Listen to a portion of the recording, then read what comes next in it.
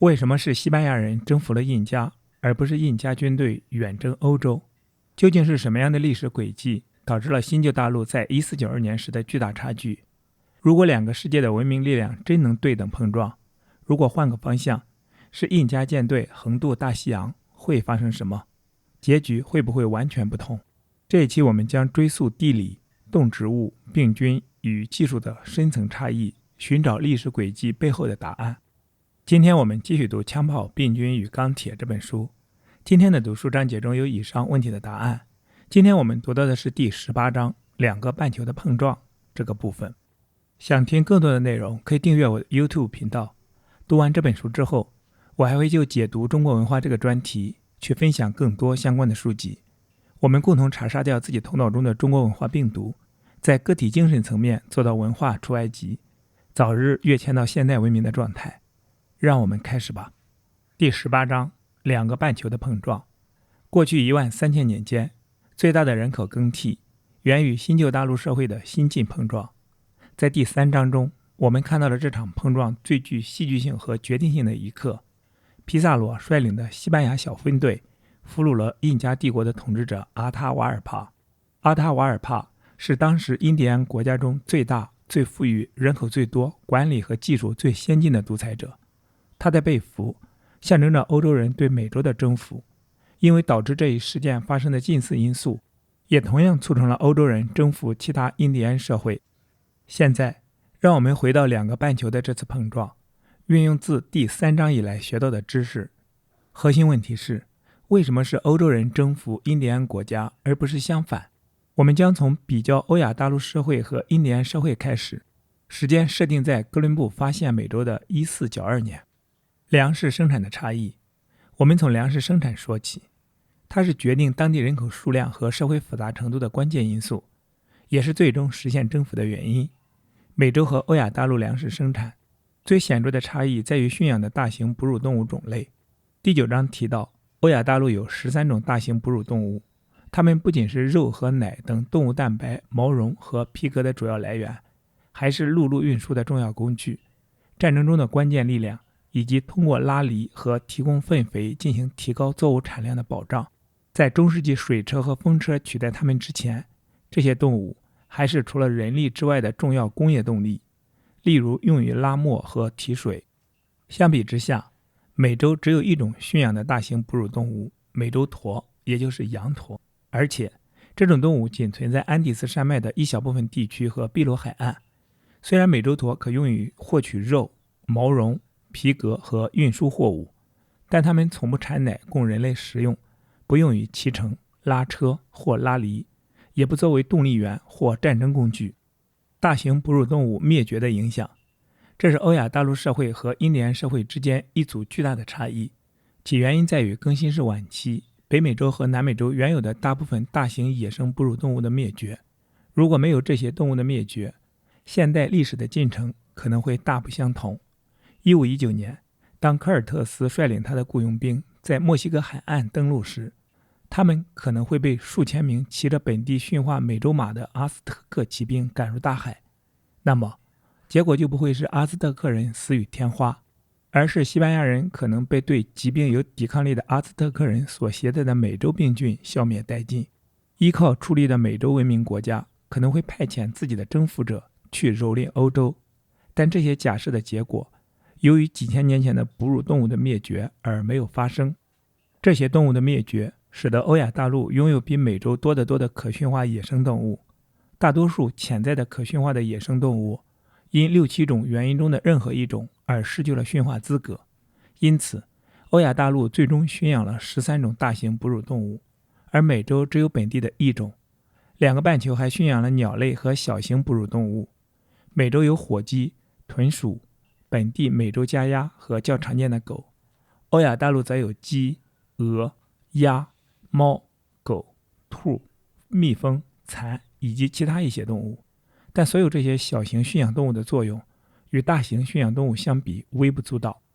植物性粮食生产的差异，欧亚大陆和美洲在植物性粮食生产方面也存在差异，尽管不如动物性粮食那么明显。1492年，农业已经在欧亚大陆普遍发展。欧亚大陆少数没有作物或家畜的狩猎采集群体包括日本北部的阿伊努人、没有驯鹿的西伯利亚社会，以及散居在印度和热带东南亚雨林与附近农民进行交换的小群狩猎采集者。其他一些欧亚大陆社会主要是中亚的牧民、放牧驯鹿的拉普人以及北极地区的萨摩耶德人。他们饲养家畜，但农业很少或根本没有。几乎所有其他欧亚大陆社会都既放牧牲畜也从事农业。农业在美洲也普遍存在，但狩猎采集群体在美洲占有的区域比欧亚大陆更大。美洲这些没有粮食生产的地区包括北美洲的整个北部和南美洲的南部、加拿大大平原和北美洲的整个西部。只有美国西南部的一小块地区有灌溉农业。值得注意的是，这些没有粮食生产的印第安地区，包括欧洲人到来后开发的北美洲和南美洲一些最肥沃的农田和草原，美国的太平洋沿岸各州、加拿大的小麦产区、阿根廷的无数大草原和智利的地中海气候带。这些地方以前没有粮食生产，完全是因为当地缺乏可驯化的动植物，以及地理和生态障碍，阻碍了美洲其他地区的作物和少数家畜的引进。欧洲移民引入合适的家畜和作物后，这些地区立即变得富饶起来。这不仅要归功于欧洲移民，有时也归功于印第安人。例如，在大平原的一些地方，在美国西部和阿根廷的无数大草原，印第安社会以驯化马和精于放牧牛羊为名。草原上的骑马战士、纳瓦霍族的牧羊人和织工，现在在美洲白人对印第安人的印象中占据突出地位。但这种印象的基础是在1492年以后建立的。这些例子表明，在美洲广大地区，粮食生产唯一缺少的要素是家畜和作物本身。美洲农业的劣势。美洲的印第安农业与欧亚大陆的农业相比，受到5大不利条件的限制。第一，广泛依赖蛋白质含量低的玉米，而非欧亚大陆品种繁多、蛋白质丰富的谷物。第二，种子用手一颗一颗地点种，而不是撒播。第三，犁地用手而非畜力，畜力犁地使一个人能耕种更大的面积，并可耕种某些难以用手耕种的肥沃而坚硬的土壤，还能耕种长满草根的土地，如北美大草原。第四，缺乏可增加土壤肥力的动物粪肥。第五，只用人力而非畜力进行农活，如脱粒、碾磨和灌溉。这些差异表明，到1492年，欧亚大陆农业产出的人均每小时卡路里和蛋白质要多于印第安农业。病菌的传播。粮食生产的差异是欧亚大陆社会与印第安社会之间差异的一个重要根本原因。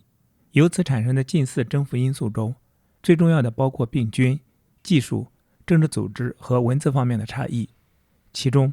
与粮食生产差异关系最直接的是病菌。有些传染病经常在人口稠密的欧亚大陆社会中传播，许多欧亚大陆人因此逐渐形成了免疫力或遗传抵抗力。这些传染病包括历史上所有最致命的疾病：天花、麻疹、流行性感冒、瘟疫、肺结核、斑疹伤寒、霍乱、疟疾等等。与这份可怕的疾病名单相比，唯一能确定归因于哥伦布前印第安人社会的群体传染病是非梅毒密螺旋体病。牲畜与病菌的联系。奇怪的是，大陆之间在有害病菌方面的差异仅源于有用牲畜的差异。大多数在拥挤人类社会中引起传染病的病菌，从引起家畜的传染病的相似祖代病菌演化而来的。大约1万年前，粮食生产者就开始每天与这些家畜密切接触。欧亚大陆饲养了多种家畜，因此也培养了多种此类病菌，而美洲无论是家畜还是病菌都很少。印第安社会演化出致命病菌如此之少的其他原因包括：提供传染病菌滋生地点的村庄在美洲出现的时间比欧亚大陆晚几千年；新大陆3个城市社会地区安第斯山脉、中美洲和美国东南部的对外贸易从未达到将瘟疫、流行性感冒甚至可能是天花从亚洲带到欧洲的那种规模和速度。因此，甚至连疟疾和黄热病也根本不是美洲的疾病，而是由起源于旧大陆热带地区被欧洲人传入美洲的病菌引起的。这些传染病最终成为欧洲人向美洲热带地区移民的主要障碍，也是修建巴拿马运河的最大障碍。技术差距，在帮助欧洲征服美洲的直接因素中，与病菌同样重要的是技术方面的差距。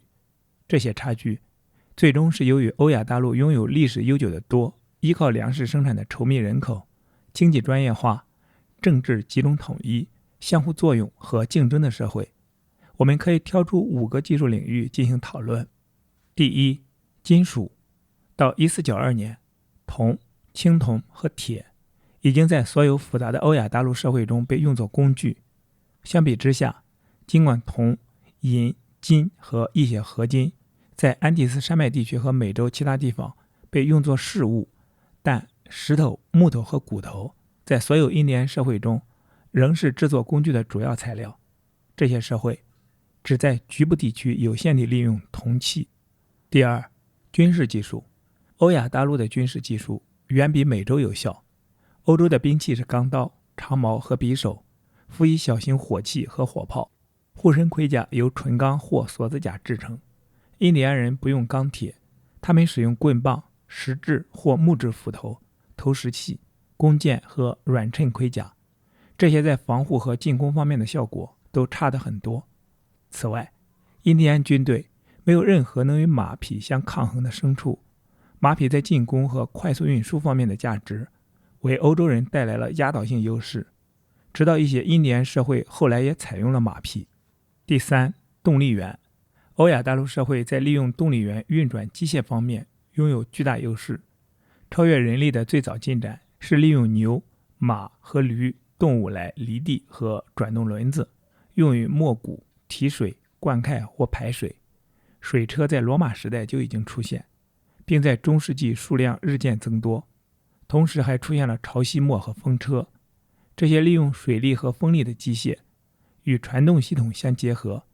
不仅用于磨谷和运水，还可用于多种制造目的，包括榨糖、为鼓风机鼓风、碾碎矿石、造纸、打磨石头、榨油、制盐、织布和锯木。虽然工业革命通常被武断地定义为从18世纪英国利用蒸汽动力开始，但事实上，一场以水力和风力为基础的工业革命在中世纪就已经在欧洲许多地方开始。直到1492年，所有这些在欧亚大陆使用畜力、水力和风力完成的工作，在美洲依旧依靠人力。第四，轮子。在轮子开始在欧亚大陆用于动力转换之前很久，轮子就已经成为欧亚大陆大部分陆路运输的基础，不仅用于牲畜拉的车，也用于人力拉的独轮车。独轮车是一个人或更多的人，即使仍旧依靠自己的力量，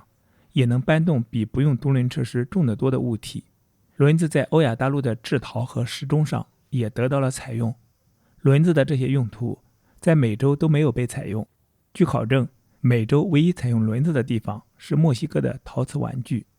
第五，海上运输。许多欧亚大陆社会发明了大型帆船，其中有些能逆风航行并能横渡大洋。船上装备有6分仪、磁罗盘、尾舵和大炮。无论在装载量、速度、机动性还是抗风浪能力方面，欧亚大陆的这些船只都比新大陆最先进的社会用来进行贸易的木筏优越得多。这些木筏靠风力沿太平洋海岸航行。皮萨罗的船在首次前往秘鲁的航行中毫不费力地撞翻并俘获了这样一只木筏。政治组织与文字。除了病菌和技术方面的差异外，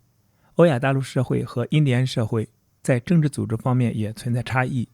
到中世纪晚期或文艺复兴时期，欧亚大陆大部分地区已经在有组织的国家统治之下，其中哈布斯堡王朝、奥斯曼帝国、中国的历代王朝、印度的莫卧儿帝国和13世纪达到全盛时期的蒙古帝国，一开始就是通过征服其他国家，进而形成的多语言民族大融合。因此，他们通常被称为帝国。许多欧亚大陆国家和帝国都有官方宗教，用以加强国家的凝聚力，使政治领导合法化，并批准对其他民族的战争。欧亚大陆的部落社会和族群社会主要限于北极地区放牧驯鹿的牧人、西伯利亚狩猎采集族群、印度次大陆和热带东南亚狩猎采集族群的孤立小群体。美洲有2个帝国，阿兹特克帝国和印加帝国，他们在面积、人口、语言多样性、官方宗教和征服小国的起源地等方面，与欧亚大陆的一些帝国相似。在美洲，这2个帝国是仅有的能够以许多欧亚大陆国家的那种规模，调动人力、物力，兴建公共工程或进行战争的政治单位。而7个欧洲国家，西班牙、葡萄牙、英国、法国、荷兰、瑞典和丹麦，有能力从1492年到1666年在美洲建立殖民地。在美洲的热带南美地区，阿兹特克帝国统治范围以外的中美洲，美国东南部也有许多酋长管辖地，其中有些几乎就是小小的国家。美洲的其余地区只有一些部落和族群组织。最后一个需要讨论的直接因素是文字。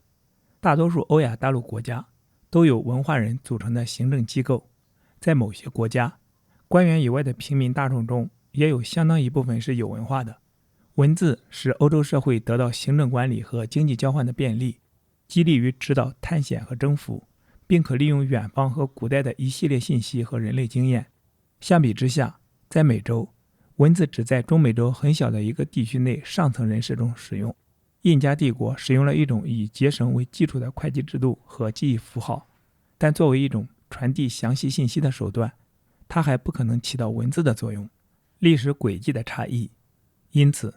哥伦布时代的欧亚大陆社会在粮食生产、病菌、技术，包括武器、政治组织和文字方面，拥有对印第安社会的巨大优势。这些都是在哥伦布碰撞以后导致结果逆转的主要因素。但到1492年为止的这些差异，只不过是历史轨迹上的一个快照。这个历史轨迹在美洲至少长达13000年，在欧亚大陆时间还要长得多。尤其对美洲来说，1492年的这个快照拍下了印第安人独立轨迹的结尾。现在，让我们来描绘一下这些轨迹的各个早期阶段。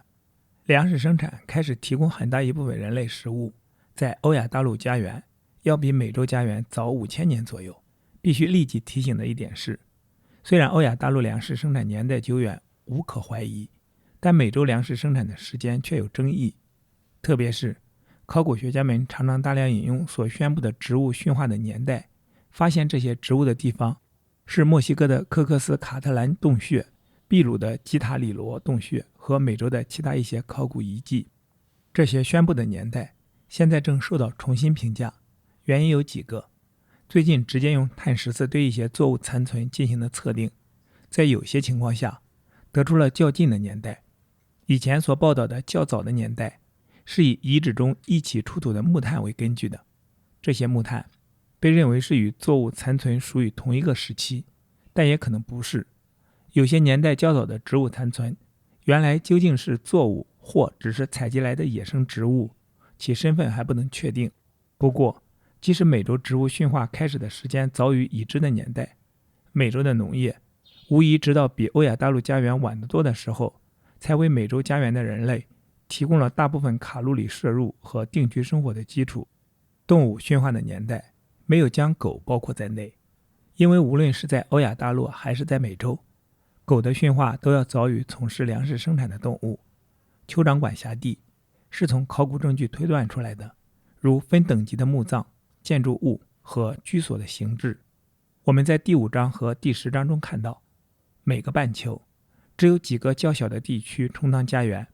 粮食生产首先在那里出现，接着又从那里向外传播。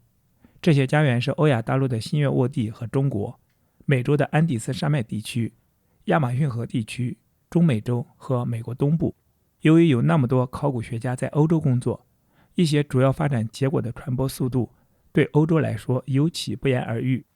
一旦粮食生产和村居生活在经过长达5000年的迟滞之后，从新月沃地引进英国，随后英国采用酋长管辖地、国家、文字，尤其是金属工具的迟滞时间要短得多。最早普遍使用铜和青铜金属工具晚了2000年，而普遍使用铁器只晚了250年。显然，一个已经属于定居农民的社会向另一个这样的社会借来冶金术，要比四处流浪的狩猎采集族群向定居农民借来粮食生产或被农民所取代要容易得多。美洲发展迟缓的原因，为什么所有主要发展结果在美洲的出现年代都晚于欧亚大陆？这里有4组原因。第一组，起步晚。人类占领欧亚大陆已经有大约100万年，比他们在美洲生活的时间长得多。根据第1章讨论的考古证据，人类大约在公元前12000年进入阿拉斯加，作为克洛维猎人向加拿大冰原以南扩散，是在公元前11000年的几百年，最晚不迟于公元前10000年，到达南美洲南端。即使关于美洲存在更早人类居住遗址的一些有争议的主张被证实，但由于某些未知原因，这些假定存在的克洛维人以前的居民分布稀疏，不能像旧大陆那样随着人口、技术和记忆的发展，而在更新世使狩猎采集社会数量大幅增加。在源自克洛维人的狩猎采集族群到达南美洲南部后仅仅1500年，粮食生产便已在新月沃地出现了。第2组因素，熟悉新环境的时间。在之后的5000年中，美洲人是否花了很长时间来熟悉他们遇到的新动植物和食料？新几内亚和波利尼西亚的狩猎采集者和农民也曾占据不熟悉的环境，如新西兰的毛利移民或新几内亚开利莫伊盆地的图达灰移民。如果以这些人为例进行类比推理，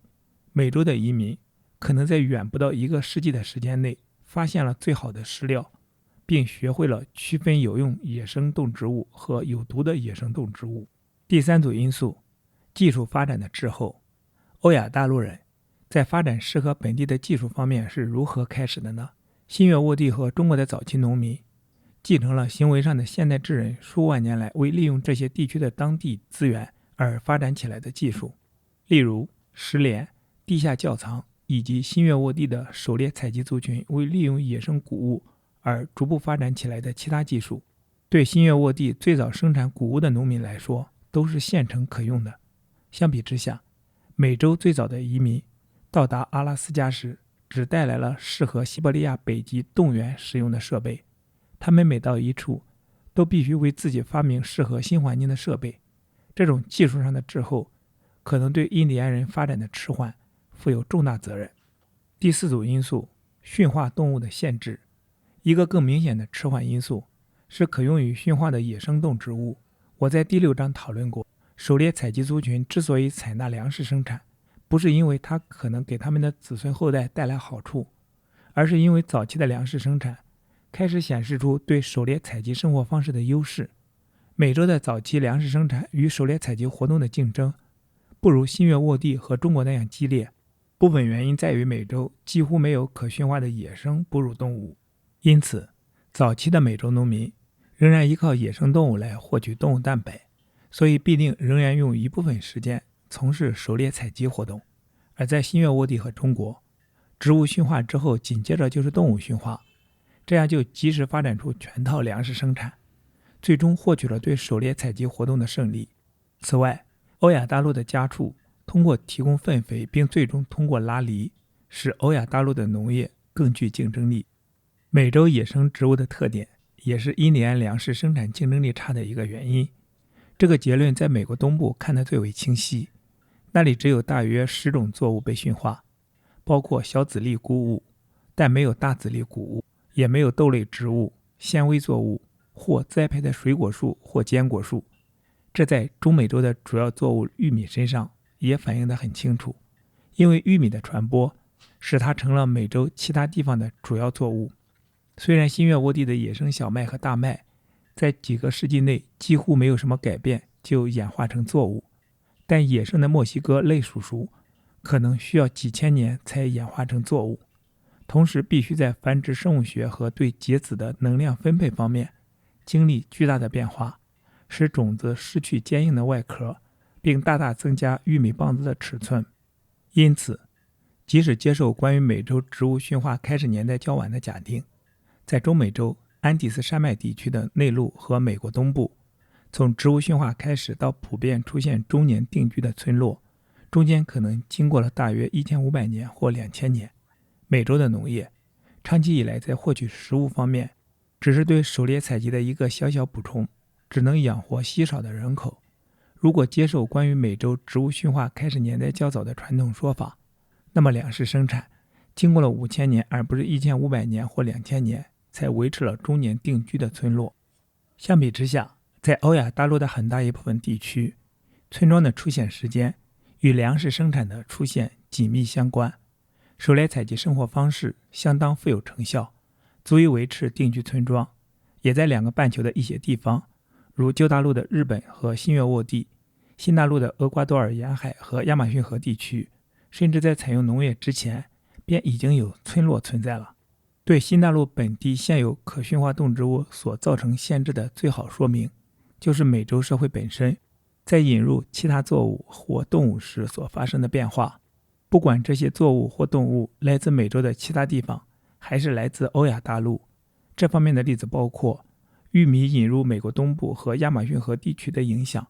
美洲驼在安第斯山脉南部驯化后被北部采纳的影响，以及马在北美洲和南美洲许多地方出现的影响。传播障碍，除了欧亚大陆的领先优势和野生动植物品种外，欧亚大陆发展速度的加快也因为动物、植物、思想、技术和人员的交流比在美洲容易。交流容易，又是由于几组地理和生态因素的存在。与美洲的南北主轴不同，欧亚大陆的东西主轴使得这种交流无需经历纬度变化，也不存在与环境变量相关的问题。与欧亚大陆始终如一的东西宽度不同，新大陆在中美洲的那一段，特别是在巴拿马变窄了。尤其是美洲被一些不适合粮食生产也不适合稠密人口的地区分割开来。这些生态障碍包括把中美洲社会同安第斯山脉地区和亚马逊河地区社会分割开来的巴拿马地峡雨林，把中美洲社会同美国西南部和东南部社会分割开来的墨西哥北部沙漠，把美国西南部同东南部分割开来的德克萨斯州干旱地区，把本来可能适于粮食生产的美国太平洋沿岸地区隔开的沙漠和高山。因此，在中美洲、美国东部、安第斯山脉地区和亚马逊河地区这些新大陆的中心之间，完全没有家畜、文字和政治实体方面的交流，以及只有在作物和技术方面的有限的缓慢交流。美洲内部传播的特殊后果，美洲范围内这些障碍的某些特有后果值得一提。粮食生产从未从美国西南部和密西西比河河谷传播到美国的现代粮仓加利福尼亚和俄勒冈。那里的印第安社会仅仅由于缺乏合适的驯化动植物，而仍然过着狩猎采集生活。安第斯山脉高原地区的美洲驼、豚鼠和马铃薯从未到达墨西哥高原，因此中美洲和北美洲除了狗始终没有别的驯养哺乳动物。反过来，美国东南部栽培的向日葵也未到达过中美洲，而中美洲驯养的火鸡也从未到达过南美洲或美国东部。中美洲的玉米和豆类分别花了3000年和4000年才走完了从墨西哥农田到美国东部农田的700英里距离。在玉米引入美国东部后，又过了700年，在北美气候条件下培育的一种高产玉米，促使密西西比河河谷产粮地的兴起。玉米、豆类和南瓜可能用了几千年才从中美洲传播到美国西南部。虽然新月沃地作物往东西2个方向传播的速度相当迅速，预先排除了同一品种植物独立驯化的机会，要不然就是预先排除其他地方亲缘相近植物驯化的机会。但美洲的那些障碍导致了作物有许多这样的平行驯化的机会。与生态障碍对作物和牲畜传播的这种种影响同样引人注目的是其对人类社会其他特点的影响。最后起源于东地中海的字母，从英格兰到印度尼西亚，传遍了整个欧亚大陆的各个复杂社会。只有东亚地区是例外，因为中国书写系统派生出来的文字已经在那里占主导地位。相形之下，新大陆唯一的书写系统，中美洲的那些书写系统从未传播到本来是会采用他们的安第斯山脉地区和美国东部的复杂社会。在中美洲作为玩具零件而发明出来的轮子，从未与安第斯山脉地区驯化出来的美洲驼碰头，以便为新大陆产生装有轮子的运输工具。在旧大陆从东到西，马其顿帝国和罗马帝国横跨3000英里，而蒙古帝国则略地6000英里。但中美洲的帝国和国家则与北面700英里的美国东部酋长管辖地或南面1200英里的安第斯山脉地区的帝国和国家没有任何政治关系，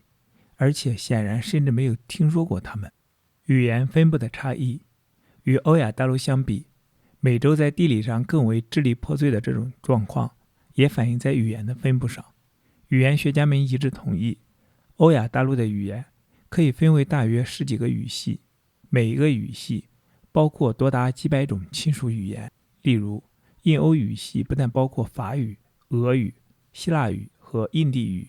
而且也包括英语。这个语系由大约144种语言组成。在这些语系中，只有很少几个语系分布在大片的相邻地区内。就印欧语系来说，它所分布的地区包括欧洲的大部分，再向东经过西亚很大一部分地区，到达印度。结合语言、历史和考古证据，可清楚看出，每种这样大片相邻的语言分布都起源于某一祖代语言在历史上的扩张，随后又由于地方性的语言分化而形成了一个由亲属语言组成的语系。大多数这样的扩张似乎可以归因于粮食生产社会中说这一祖代语言的人对狩猎采集族群所拥有的优势。我们在第16章和第17章已经讨论过汉藏语系、南岛语系和其他东亚语系在历史上的这种扩张。在过去1000年里，一些主要的语言扩张包括把印欧语从欧洲带到美洲和澳大利亚，有把俄语从欧洲东部带到整个西伯利亚，还有把土耳其语从中亚向西带到土耳其。除了美洲北极地区的艾基斯摩阿留申语系和阿拉斯加、加拿大西北部与美国西南部的纳迪尼语系，美洲没有被语言学家普遍承认的大规模语言扩张的例子。专门研究印第安语言的大多数语言学家，除了艾基斯摩语和纳迪尼语系，看不出还有其他大的明确语言分类。他们最多认为，现有证据只够把其他印第安语言分为100多个或更多的语组或孤立的语言。一个有争议的属于少数派的观点是语言学家约瑟夫·格林伯格所持有的观点。他把艾基斯摩阿留申诸语言和纳迪尼诸语言以外的所有印第安语言归入一个叫做美印语系的大语系，包括大约10几个语组。格林伯格的这些语组中的某些语组，以及得到比较传统的语言学家承认的某些语言分类，可能证明是在某种程度上由粮食生产推动的人口扩张的遗产。这些遗产可能包括中美洲和美国西部的犹他阿兹特克诸语言，中美洲的奥托曼格安诸语言，美国东南部的纳奇兹马斯科基诸语言，以及西印度群岛阿拉瓦克诸语言。但语言学家们在商定对印第安诸语言进行分类时所碰到的困难，反映了印第安复杂社会在新大陆扩张时所碰到的困难。如果任何从事粮食生产的印第安语组带着他们的作物和牲口成功地向远处扩张，并在广大地区迅速取代狩猎采集社会，他们可能会留下如同我们在欧亚大陆看到的那样容易辨认的语系遗产，而印第安诸语言之间的关系也就不会那样富有争议了。征服的根本原因。因此，我们已经找到了3组有利于欧洲人入侵美洲的根本原因。第一，欧亚大陆人类定居时间长的领先优势。第二，由于欧亚大陆可驯化野生植物，尤其是动物资源比较丰富，从而产生更有效的粮食生产。第三，欧亚大陆内部传播交流的地理和生态障碍并非那样难以克服。第四个，也是更具推测性的根本因素，是根据美洲一些令人费解的没有发明提出来的安第斯山脉的复杂社会，没有发明文字和轮子。尽管这些社会与做出这些发明的中美洲复杂社会时间上差不多一样久远，轮子只用在玩具上，后来仅在中美洲失传了，而推测起来，轮子在中美洲会像在中国一样用在人力独轮车上。这些谜团让人想起一些孤立的小社会中同样令人费解的要么没有发明，要么发明了有失传的情况。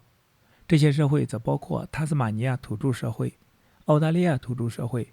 日本、波利尼西亚诸岛和美洲北极地区。当然，美洲的总面积并不小，是欧亚大陆面积的 76%。1492年时，美洲的总人口也大概相当于欧亚大陆人口的很大一部分。但我们已经看到，美洲被分割成一些社会孤岛，彼此之间几乎没有什么联系。也许，美洲的轮子和文字的历史反映了真正的孤岛社会以一种比较极端的形式所说明的那些原则。在各自独立发展了至少13000年之后，先进的美洲和欧亚大陆社会终于在过去的几千年中发生了碰撞。在这之前，新旧大陆人类社会唯一的接触一直是白令海峡两边狩猎采集族群的接触。欧洲对美洲的2次移民尝试，没有任何美洲人试图向欧亚大陆移民，只有一小批来自阿拉斯加的因纽特人渡过了白令海峡，在海峡对面的西伯利亚海岸定居下来。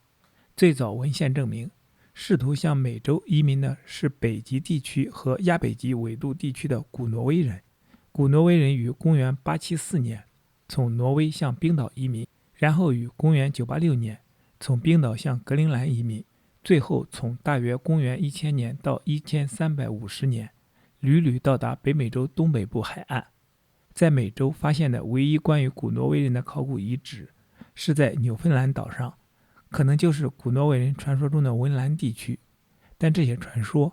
还提到了一些显然还要更北面的登陆地点，就是在拉布拉多海岸和巴芬岛的一些地方。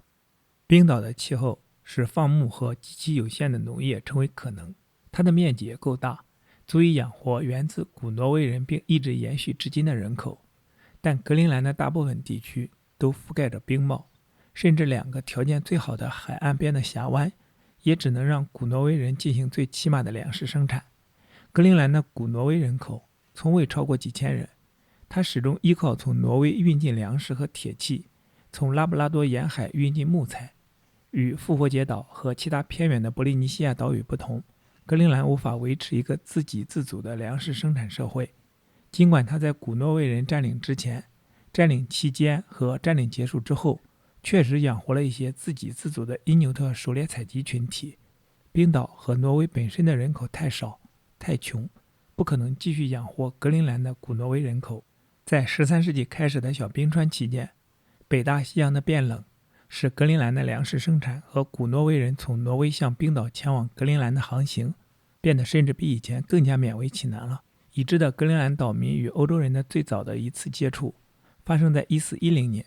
当时一艘冰岛船被风吹离了航线，靠上了格陵兰海岸。当欧洲人最后又于1577年开始访问格陵兰时，岛上古挪威人的殖民地已不复存在，显然在15世纪便已经消失而没有留下任何记录。但是考虑到公元986年至1410年这一时期古挪威人的造船技术，如果船只直接从挪威本土开航，那事实上是无法到达北美海岸的。古挪威人要想到达北美海岸，就得从格陵兰的殖民地出发，因为格陵兰与北美只隔着宽200英里的戴维斯海峡。然而，要使这样一个勉强够格的殖民地去支持对美洲的探险、征服和殖民，其希望等于0。甚至位于纽芬兰的古挪威人的唯一遗址，显然不过是几十个人住过几年的一个过冬营地。古挪威人的传说描写了他们在温兰的营地遭到叫做斯克里林人的袭击。显然这些人或者是纽芬兰的印第安人，或者是多西特艾吉斯摩人。殖民失败的根本原因，中世纪欧洲最遥远的前哨基地纽芬兰殖民地的命运，一直是考古学的传奇性神秘事件之一。格陵兰的最后一批古挪威人是饿死了呢？是试图扬帆远去了呢？还是与艾吉斯摩人通婚，或是死于疾病或艾吉斯摩人的弓箭之下呢？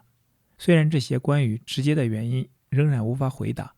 但古挪威人在格陵兰和美洲殖民失败的根本原因是非常清楚的。它的失败原因是由于发起者挪威、目标格陵兰和纽芬兰和时间在984到1410年期间，必然使得欧洲在粮食生产、技术和政治组织方面的潜在优势无法得到有效运用。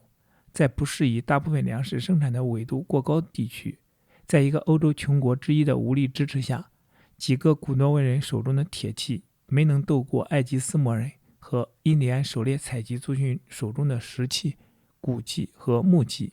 要知道，这后两种人是世界上掌握在北极地区生存技巧的最杰出的大师。欧亚大陆人第二次向美洲移民的尝试成功了，因为这一次在发起者、目标、纬度和时间方面都使欧洲的潜在优势得以有效地发挥。和挪威不同，西班牙富有而又人口众多，足以支持海外探险和资助殖民地。西班牙人在美洲登陆处的纬度是非常适于粮食生产的亚热带地区，那里粮食生产的基础起先主要是印第安作物，但也有欧亚大陆的家畜，特别是牛和马。西班牙横渡大西洋雄心勃勃的殖民事业开始于1492年，这时欧洲远洋船只建造技术长达1个世纪的迅速发展宣告结束。它吸收了旧大陆社会中的伊斯兰世界、印度、中国和印度尼西亚在印度洋发展起来的先进航海术、风帆和船舶设计。在西班牙建造和配备人员的船只能够航行到西印度群岛，类似于格陵兰岛上妨碍古挪威人殖民的那种情况不复存在了。西班牙在新大陆建立了殖民地之后，很快又有6、7个欧洲国家加入到开拓殖民地的行列中来。欧洲殖民美洲的后果，欧洲在美洲的第一批殖民地在西印度群岛，以哥伦布于1492年建立的殖民地为开端。西印度群岛的印第安人在他们被发现时估计人口超过100万，但大多数岛上的印第安人很快就被疾病、驱逐、奴役、战争和随意杀害消灭了。1508年左右，美洲大陆上的第一个殖民地在巴拿马地峡建立，随后分别在1519年到1520年和1532年到1533年发生了对美洲大陆上2个大帝国阿兹特克帝国和印加帝国的征服。在这2次征服中，欧洲人传播的可能是天花的流行病起了主要作用，不但杀死了大批人口，而且还杀死了皇帝本人，其余的事则由一小撮西班牙骑兵在军事上的压倒性优势和他们利用当地人口内部矛盾的政治技巧来完成。在16世纪和17世纪中，接着又发生了欧洲人对中美洲和南美洲北部其余土邦的征服。至于北美洲那些最先进的土著社会，即美国东南部和密西西比河水系地区的社会，他们的毁灭主要是由病菌独立完成的。病菌由早期欧洲探险者带来，但却走在他们前面。随着欧洲人的足迹踏遍美洲，许多其他土著社会，如大平原的曼丹人社会和北极地区的萨德勒缪特艾吉斯摩人社会，也是不用军事行动就被疾病消灭了。没有被疾病消灭的人口众多的土著社会，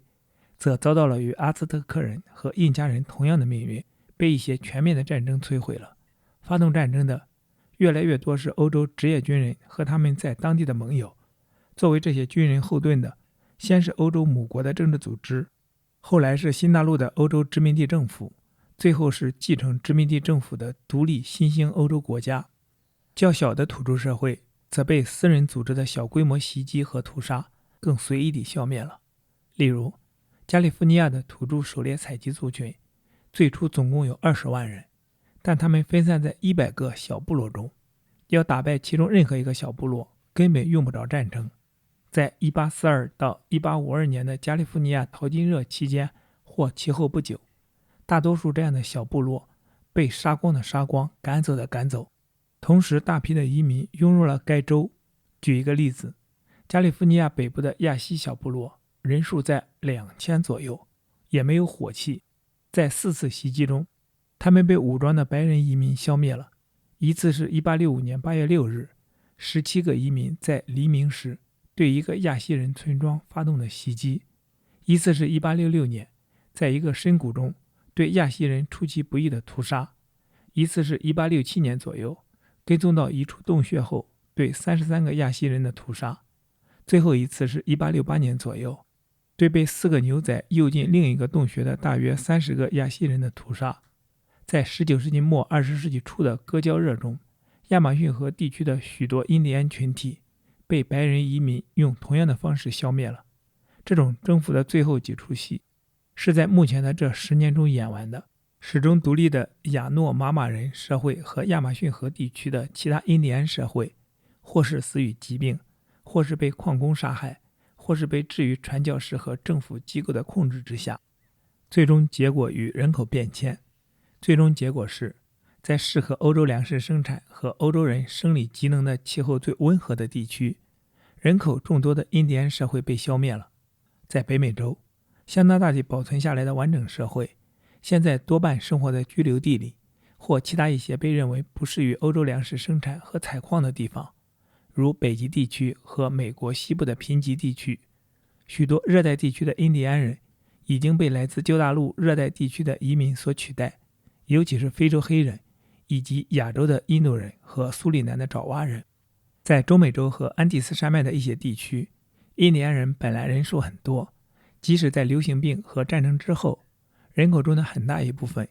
今天仍然是印第安人或混血人。在安第斯山脉的高纬度地区，情况尤其如此。那里的欧洲妇女甚至在生育方面也有遗传性的生理障碍。那里的安第斯山脉本地作物仍是粮食生产的最合适基础。然而，即使在印第安人生存的地方，他们的文化和语言也已经被旧大陆的文化和语言所取代了。原先在北美洲使用的几百种印第安语言，除187种外，全都不再使用。而就是在这最后的187种语言中，也有149种奄奄一息。也就是说，只有老人还在使用，儿童已不再学和说了。在大约40个新大陆国家中，现在都把某种印欧语或克里奥尔语作为官方语言。在这里加一句，我去查了一下维基百科，这个克里奥尔语是指在有着说不同语言的人混居的地方，因为这些人说着不同的语言，为了沟通而会发展出一种称之为混合语式的沟通方式，比如上海地区存在的央京帮。好，继续回到这本书。甚至在那些现存印第安人口最多的国家中，如秘鲁、玻利维亚、墨西哥和危地马拉，只要看一看政界和商界领袖的照片，就可以看出他们中绝大多数都是欧洲人。只有几个加勒比海国家的领袖是非洲黑人，圭亚那的领袖是印度人。原来的印第安人口已经减少了，至于减少了多少，则是一个有争议的问题。据估计，在北美洲最高可达 95%， 但由于旧大陆的人到来，现在的美洲总人口大概是1492年的10倍。现在美洲的人口是来自除澳大利亚外所有大陆的人种混合体。